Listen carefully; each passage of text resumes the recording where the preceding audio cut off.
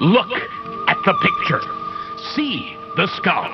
Visible Frankenstein controls. The Brain Thoughts broadcasting radio. The Frankenstein earphone radio. The latest new skull reforming to contain all Frankenstein controls. Today's episode of Frankenstein Control is brought to you by Gromulus the Spool. If you have to ask, you can't afford it. Welcome to Frankenstein Control, everybody. We're back from a bit of a break. Well, a bit of a break for us. Not so much of a break for you guys. Well, it's like we never left. That's because we had a lot of content backed up. That's what we call being lazy. It's been a hot minute. It's also been a cold minute. Well, it's been a relatively coldish. It could have been colder minute. It's been a temperate minute. Yeah, the weather this winter has been very temperate, I must say. The planet is dying. Well, the planet is dying, but this show certainly isn't. Welcome to Frankenstein Control. I'm your host, Taylor Russell. To my left is Ada Ship. I'm Ada, and I am rarely truly cold. Wow. Yeah. And to my right, as always, is B-Rye. I am B-Rye. I am always cold. I am. I always have socks on, even in like 90-degree weather. I'm just freezing all the time. That's because I have long, pallid bones, and I'm a horrible stick man. You have hollow bones like a bird. Yeah, I do. If I jump off the roof, I float to the ground like a feather.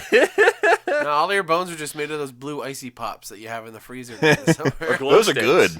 I like the blue ones are the best flavor. The blue ones are the best flavor. Thank you. Followed shortly by purple. Purple is the best flavor of anything. Yeah, you know what? Here's how the order goes in T-Dog's Icy Pop book. All right, lay it on us. It goes blue, purple, green, red, orange. And if there's yellow, yellow is at the bottom below orange, which is basically in hell. I like orange almost as much as blue. I'm a big orange guy. You're an orange guy. Orange will fluctuate for me. It depends on what candy. Like usually orange is like I gotta agree, blue is usually like top tier. Blue is top tier. But orange is fluctuate. Sometimes it's great, sometimes it's the worst one. I'll tell you what was terrible. This is a great segue to launch into the taste assault that was inflicted upon me upon my arrival over here today. Oh, that's right. That did happen. Ada made me eat a horrible guava candy. The brand is Pass Pulse Guava Candy with tangy twist. Tangy twist? Yeah, it's not a tangy twist. Tangy twist implies... It's a spicy kick in the cock. It is exactly that. I had been eating the guava candy, and it tasted like other guava candy I'd had. And they'd asked me, how you liking that guava candy? I said, it's pretty good. She said, you haven't got to the center yet. I said, there's a center. I bit down and promptly began screaming. Yeah, I literally went like, "Whoa!" Upchucked into my toilet, made my whole bathroom smell like guava. It was a horrible experience. It tasted, I can only assume it's some new, less than lethal, but still probably pretty lethal stuff that police are developing for, suppressing riots in the coming economic revolution. Yeah. Because, good God, that was awful. That was not any kind of flavor. It tasted like a nightmare about a salt mine mixed with like the feeling, the way your teeth like taste when you're having them when you have a cavity filled and your teeth have that horrible burned taste. You can feel them grinding away at it. To me, it tastes like if like you built a Mexican restaurant inside of a salt mine and then you went and licked the floors. That is very apt. It's really just like, I think chili powder and cumin and salt that's in there, but it's extremely potent. These things should not be in a fruit-flavored candy. Yeah. It's certainly not without warning. They should be in a Mexican dish. They shouldn't even be there. They belong. Spicing up delicious ground beef. Yeah, maybe I'll like grind it up with the Jen's mortar and pestle and spread it on a taco. There you go. Yeah, it's like tahini. Just sprinkle it on there. I think that my inability to form a coherent sentence earlier when I was attempting to describe what it tasted like is due to having a stroke from, I think all the capillaries in my frontal lobe burst and I'm slowly dying because it tasted so bad. Frontal lobos. What happens when white people eat a spice? Ada, the word on the street is you consumed media. I did consume media. I have consumed many media as well. I have anime to talk about. I have anime to talk about too. Let's talk about it. But go on. I watched a series called Akiba Maid Wars. I've heard of that, I think. It it just like finished this previous season. It's a series about a conglomeration of maid cafes that are run like the mafia / a cult. Interesting. Yeah. So there's a lot of like extortion shit going on.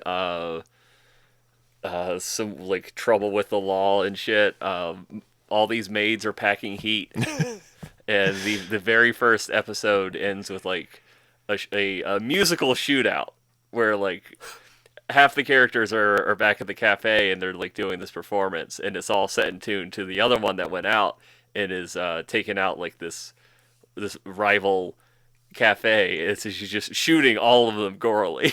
It's just the famous like toll booth scene from The Godfather, but everyone's in a maid outfit. Yeah.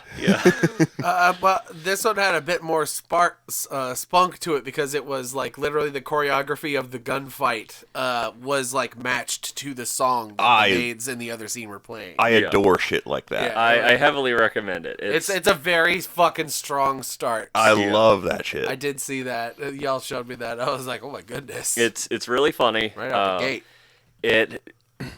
It's very weird to watch because it's so fucking silly.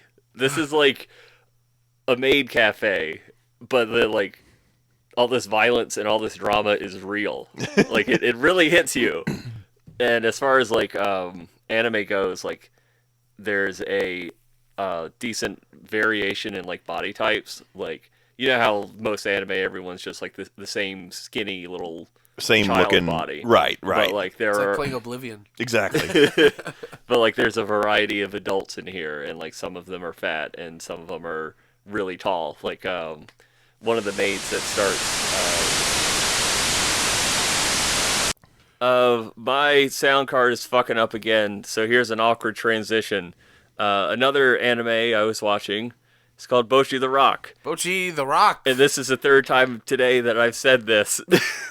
Let's make the same joke again about Bocchi the Rock, the Dwayne Johnson. Bocchi the Rock, the Dwayne Johnson. Hooray! It's funny because you have context for that. I pictured him in a maid outfit because of our previous anime. That was not a voluntary picture. He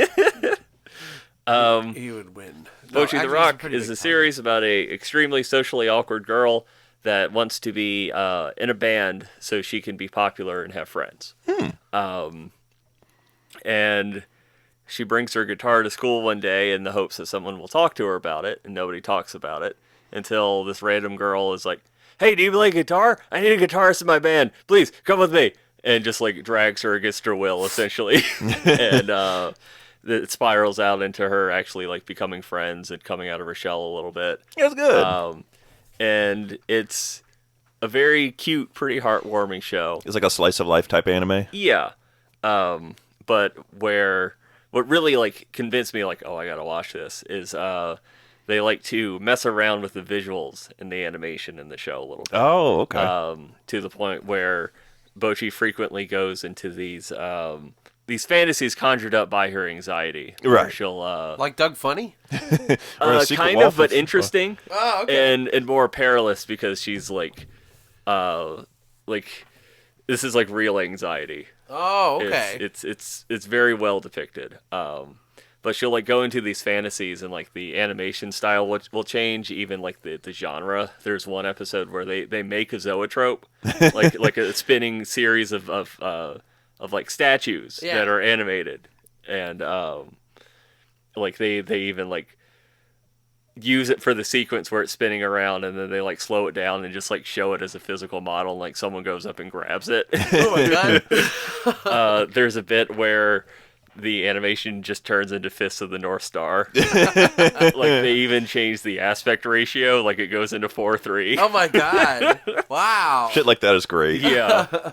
And there's just so many like good gags in it. There's one where she like gets so stressed out she feels like she's dying. So then for the rest of the scene there's just a coffin. There's no explanation as to where the coffin came from, and like everyone is like interacting with it, so it's not just in her head.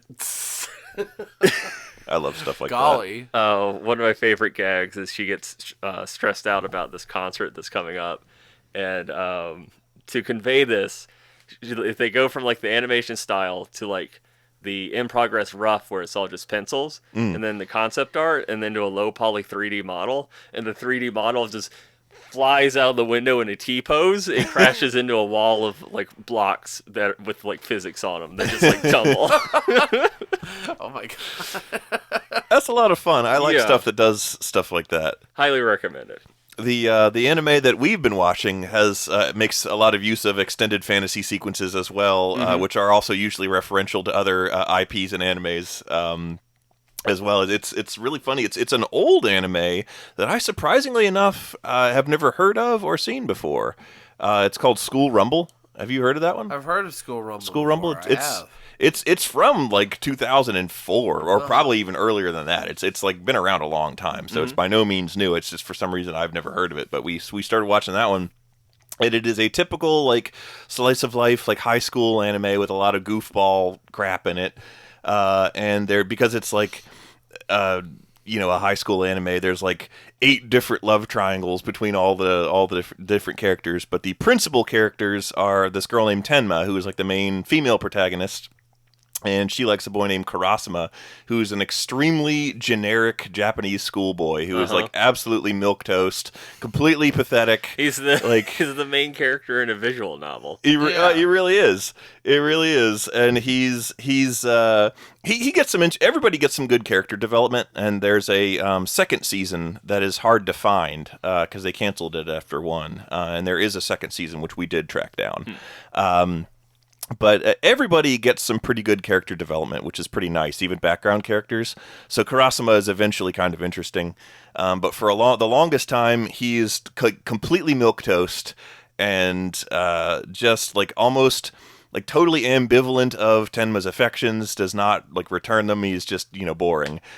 He is in stark contrast to the other main male protagonist, who is the best character on the entire show, and also the best character. He's just a great anime character in general. His name is Harima, and he shows up. See the motherfucker with the sunglasses? He is the motherfucker with the sunglasses. That's him.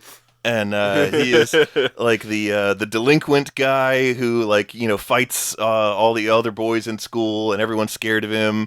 And so he's always shown like fighting this same gang of enemy guys, led by this hulking bald dude who, for the longest time, I did not realize this until very late first season. But the hulking bald guy who leads the gang he's always fighting is actually another student at their high school. I absolutely thought he was an adult criminal until he showed up in class, and I was like, "The fuck is he doing there?" In Japan, if you choose to become a delinquent, you gain 15 years. That's instantly. Yeah, That's what it looks like. Jotaro looks like he's 40. Yep, exactly. If Part 3. you become some sort of delinquent, you just instantly age 10 years. Yada yada. Well, Harima is madly in love Oh, with... the yares go by. Good grief. Now I'm just imagining Jotaro trying to kick the football and going, Oh, that's funny. I'll never forget my favorite Peanuts comic where Charlie Brown brings out a stand, Star Platinum. And then Grandpa Jojo shows up and goes...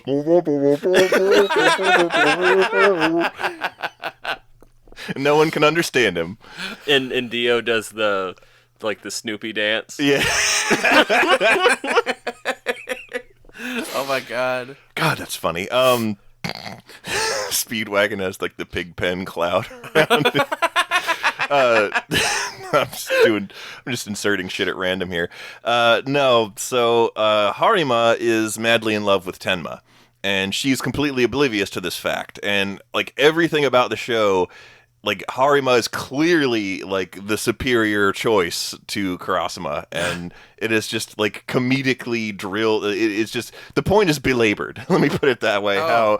How much better Harima is in every single way, and he is an aspiring manga artist. What? And draws, and like he has these extended fantasy sequences where he wins over Tenma, and he has them all the time. And in them, he always bests Karasuma in like a classic rival scenario, depending on what anime or show is being referenced by the fantasy sequence. And Karasuma is only interesting or has any abilities or is like cool at all only in Haruma's extended fantasies. That is the only time he is ever cool or is able to do anything. He's a Jason Funderburger type. He really is a Jason. He is absolutely a Jason Funderburger type. A whole anime that revolves around Jason Funderburger. You can hold my head, Funderburger. I don't care.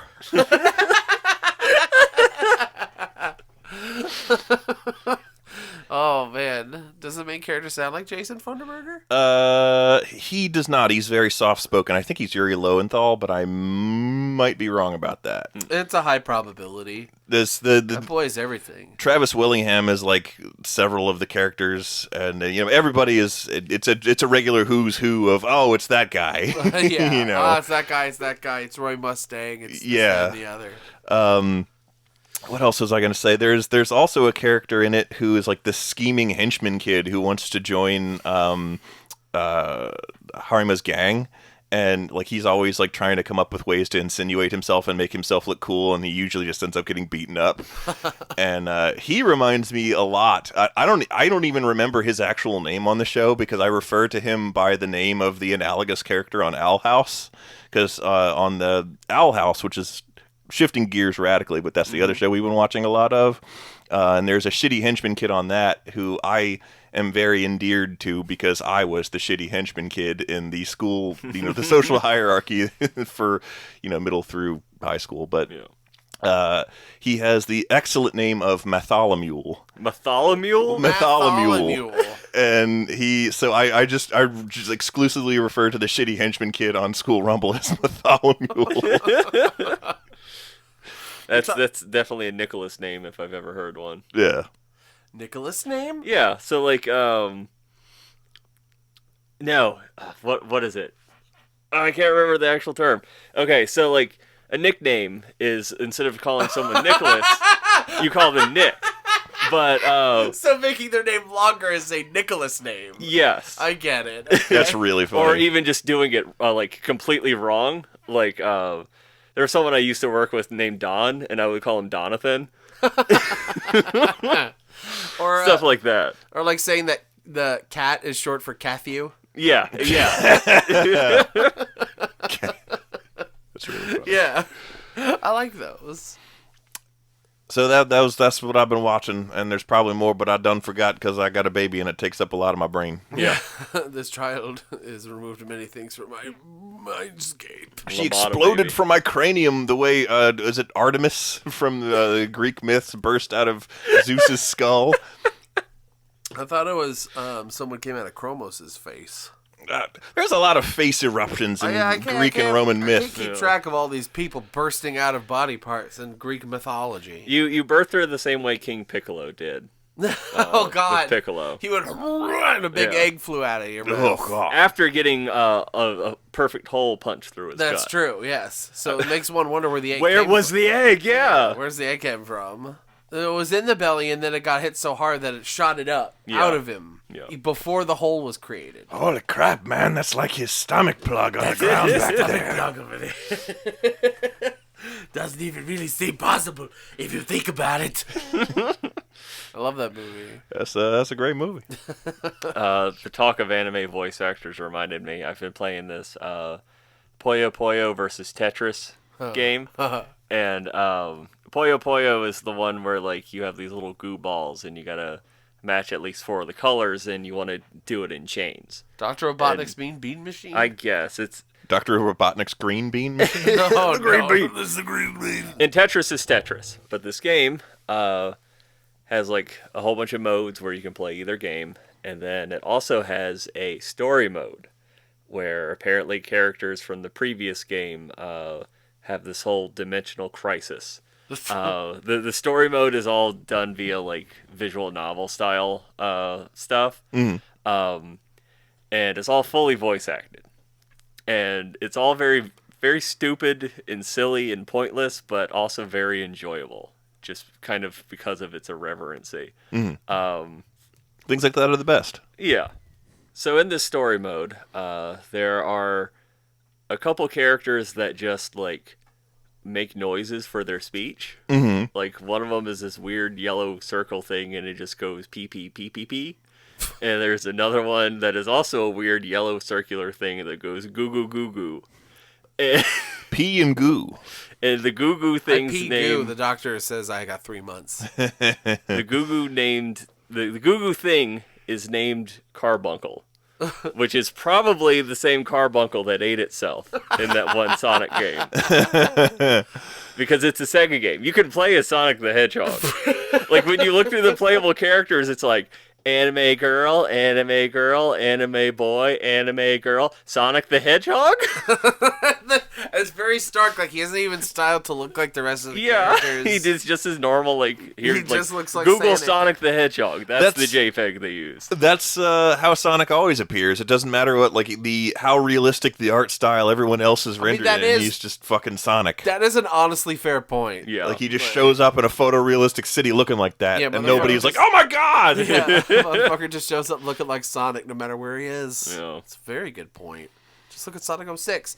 I love watching the Sonic 06 cutscenes, by the way. Because, like, it only occurred to me only recently that all the characters are, like, mocapped, so it looks like Food Fight, and it's really great. It just makes me laugh a lot.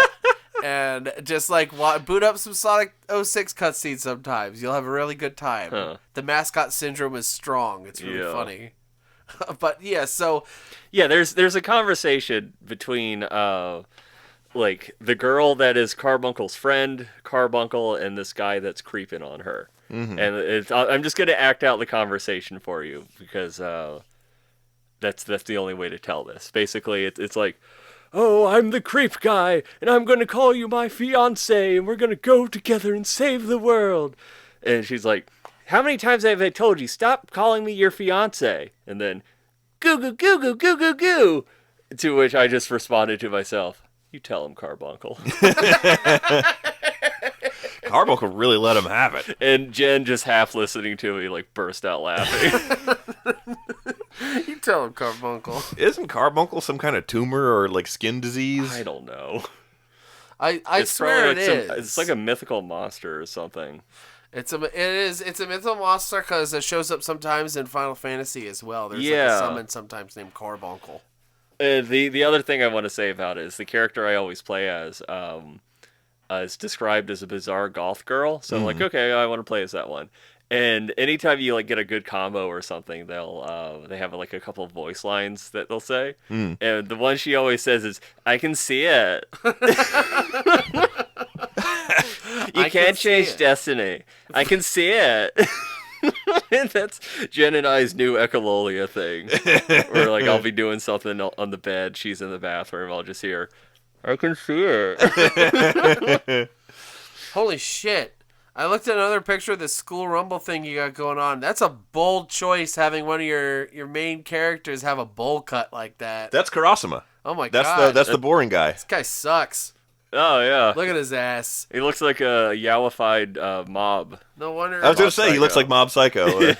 Oh, no, you know what we fucking watched was the Junji Ito anime on the Netflix that they did. Junji Ito's House of Horrors. And the first episode had a kid what looked like the Mob Psycho boy. And he also had psychic powers, apparently. And some spoopy shit happened, and there was a bunch of ugly people and a lot of creepy faces that got zoomed in on because it's Junji Ito. Yep. See, that's what I don't I don't support anime adaptations of Junji Ito's work because the things that make his work spooky and like disturbing are those close-up shots of the disturbing faces, but the way it comes off when you're trying to put it in a fucking cartoon is those when you have the shots of the faces, it just looks like those Ren and Stimpy gross out shots. Yeah. It does. And it hits humorously because of it. It's not scary anymore. It's just funny. Maybe I can keep my terror at bay as we watch more because I'll start to think about it that way. Yeah, you fucking think of SpongeBob music playing in the background. Or just like an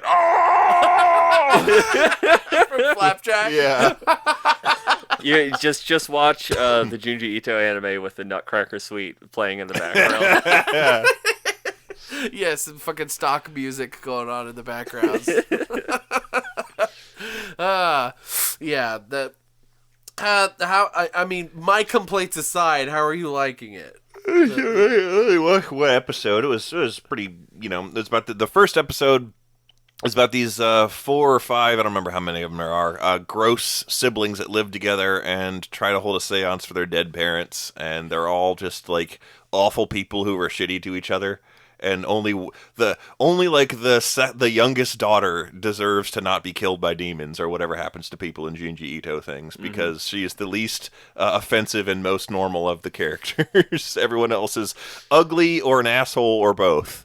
And as we all know, ugly people deserve to die. Well, these ones do, because they're all unpleasant. They're all just unpleasant people to each other, and they just are. You're just like, you know what?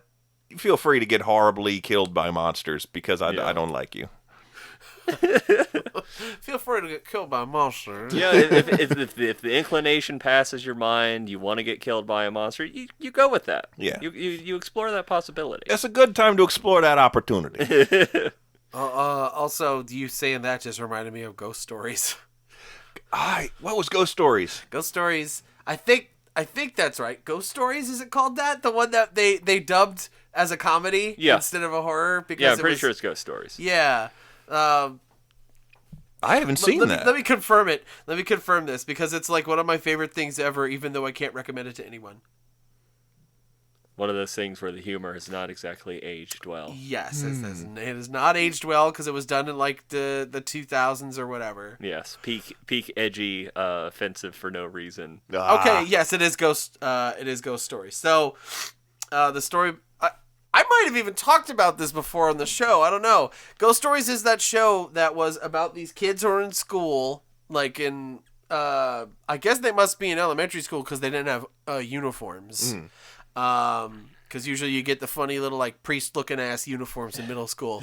But anyway, they a bunch of kids who like paranormal shit starts happening around them, and like it's kind of like a boring like who the fuck cares kind of show.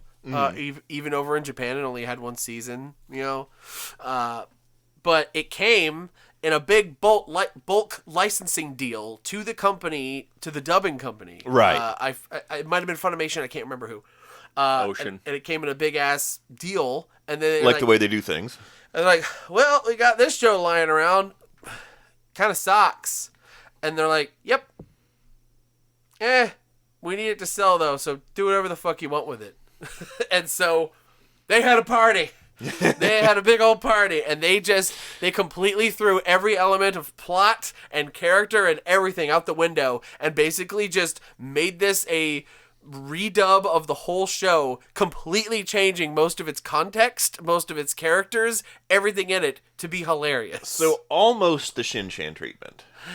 It's but goes even farther. Right. It's kind of like the Shaman King treatment, because they did that to Shaman King as well. But like Ghost Stories was way crazier, and like look up any like Ghost Stories best moments on YouTube, and all the humor is offensive, but the way it's presented is like, even though it is offensive, it's still funny, just because it's these like cutesy anime characters like very seriously acting out what's going on in No the one's anime. gonna watch you watching it and cancel you. Exactly. No one expects an anime 10-year-old to drop an ableist slur. Exactly. like that kind of and like they changed all kinds of characters in the show. Like one of the main characters is like this creepy psychic girl, but they changed her character to where she's just a creepy Christian instead, just trying to convert everybody. That's really funny. And like they made the little brother mentally handicapped. Oh no! And they made one of the main characters one of like the goofy comic relief. Like, there's the main boy, and then the boy his age, who's kind of like the goofier comic relief character. They made him Jewish. Oh, no. Like, just every stereotype, every, like... They pull the South Park treatment. Right. They just... Nothing is safe. Right. And so, like, you kind of know what you're getting yourself into when you're going into a show like this. You know nothing's safe. but the charm of it comes from the fact that it's like an anime that took itself seriously And is now goofy. and is now hilariously goofy. And I mean, like, I can't in good conscience recommend it, but also I recommend it. That does actually raise an important point, because I mentioned that the second season of School Rumble is hard to find. It was done like significantly later than the first season. Like it was like, because School Rumble was like well received, it took like a long time for them to be like, okay, there's enough demand for us to do a second season here. And run the numbers and look at a bunch of test tubes and shit. The dub of the second season is not PC at all. Oh, there's a lot of oh boy. No, those kinds of words. Yeah. And It's not that bad, but it's just like, oh, you can't say that anymore. Oh, you can't say that word no more. Yeah, lots of there's lots of you can't say that no mores in ghost stories.